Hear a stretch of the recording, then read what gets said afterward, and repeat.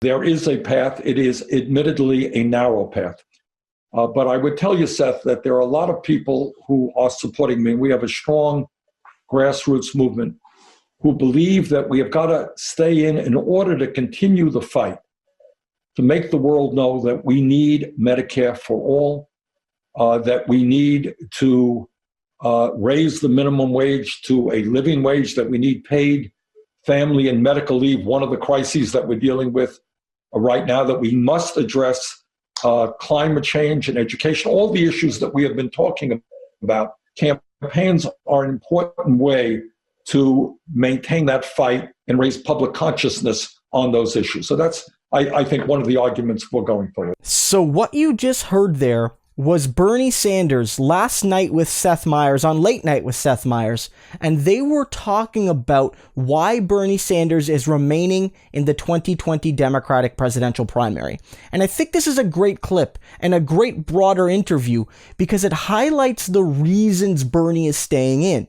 Bernie is in not only because he can still win, and I do believe that, but because he is bringing vital attention to the issues that matter most of all to regular working class people, poor people, middle class people. It's Bernie, and it's only Bernie at a systemic level that is centering those issues every day, whenever he does a town hall, whenever he meets with the media, whenever he's talking with voters. It's Bernie and only Bernie making those issues the showcase that they need to be. And if he leaves the presidential primary, I don't know if those issues will get nearly the amount of attention that they deserve. They're not getting all the attention they deserve right now, but they certainly won't if Bernie drops out and everyone just treats this as a coronation for Joe Biden.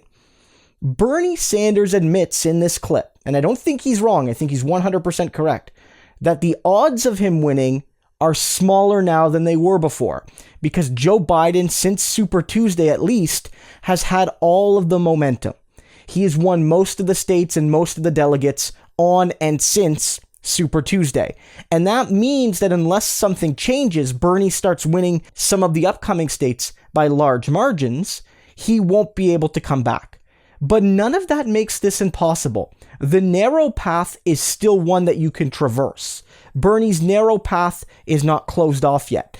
And it's perfectly reasonable for Bernie Sanders to keep on fighting as a candidate because his movement is with him, because millions of voters have already voted for him and still want to vote for him. And again, because the issues he's talking about will disappear from the spotlight in many ways if he exits the race. That would matter even in normal times, but we are all going through a crisis, Americans and people all over the world. And Bernie Sanders' vision, his philosophy, his policies, his historical record have proven that he is the man to lead in this moment. And even if he never becomes the nominee, having Bernie Sanders in the national and international spotlight in this moment is a good thing for everyone. Joe Biden, on the other hand, has proven incredibly weak.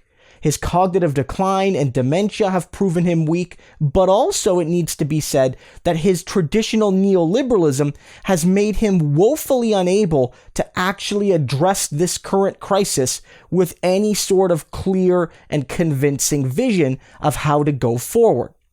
You've seen Joe Biden continue to say that his approach, which links healthcare overwhelmingly to your status as a worker, is still the best way to do things, even though we see that with 30% of people potentially going unemployed, having your healthcare connected to your job status or the job status of your spouse or the job status of your mother or father is a disaster in waiting at this moment.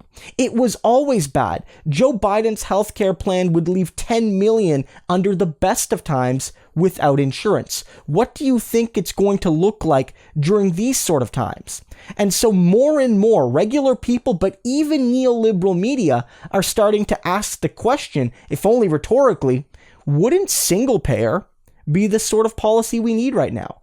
And when we're talking about the fact that working people often get left behind at the best of times, but especially during these crises, who was it on the Senate floor talking about the need to ensure that every bit of benefit offered to poor and low-income and working-class Americans be preserved and expanded? That was Bernie Sanders. Bernie wouldn't have gotten his entire package through the Senate. The Senate package for stimulus isn't what Bernie Sanders would ever support if he could draft it himself.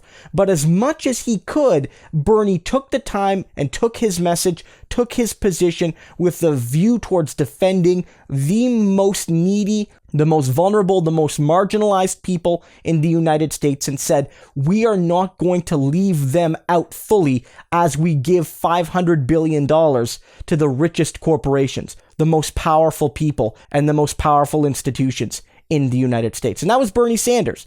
And yes, he did that in his capacity as a senator, but the reason it generated so much interest and so much energy is because Bernie Sanders is also running for president and was able to disperse that message, to disseminate that message through his movement, through the millions of supporters that are currently still working, still texting for him, still making phone calls for him to make him the next president of the United States. And so when people are saying that Bernie Sanders staying in the race is a fool's errand because he's already been defeated, or that it's helping Donald Trump, we need to realize that it's only Bernie Sanders right now amongst the Democratic leadership that's actually putting the policies forward that will help regular people, give them hope, give them inspiration in this next election, and actually drive them to the polls to defeat Donald Trump. Whereas from Joe Biden and many of the Democratic Party's neoliberal leadership, you see them continue to hang on to their broken policies, which in this moment especially will leave millions of working people behind. And it may not drive them to Trump, but it certainly won't get them to go to the polls and to get all their friends and family to go to the polls and to knock on those doors and to make those phone calls. When Joe Biden sees the crisis and refuses to fundamentally question his neoliberal values and how they are failing the working class people he pretends to support in these moments particularly, he is setting himself up and his party and everybody down ballot to lose in November. And Bernie Sanders may not become the nominee. There's a chance that despite the fact that reality is endorsing Bernie Sanders, as some publications have started to say, he might not win. But Bernie owes people. Bernie and his movement owe the American people a continued effort to push forward for as long as he can possibly win, not only because everyone who has donated and worked so hard for Bernie deserves to see this process play out, but also because as long as he can, Bernie Sanders needs to push forward his message to let people know that there is an alternative to Donald Trump's disastrous effort as president on the one hand and Joe Biden's stubborn refusal to change his viewpoints despite the fact that there's been tons of evidence about how he needs to. Bernie Sanders is offering people that alternative. And if it does go to November and Joe Biden loses, you're going to see a lot of people say, oh, it was Bernie Sanders' fault because he stayed in the race too long. Well, what we need to say to those people then is that Bernie Sanders was trying to warn everybody. His movement was trying to warn everybody. He stayed in as long as he could because he knew that his vision was the only one that would defeat Donald Trump. And he gave you as much of an opportunity as you could, and you didn't listen. Bernie Sanders should be commended for that. Bernie is choosing to fight for and with working class people, regular people, every day. He's not doing this for him. He's doing it for everybody else. He's not stepping down yet. He's right to not step down yet. And he's giving all those American voters, guys, I'm saying this, one final chance to get it right. Because if you go with Biden, you'll be getting it wrong, and you better not come and blame Bernie in November or December when that happens.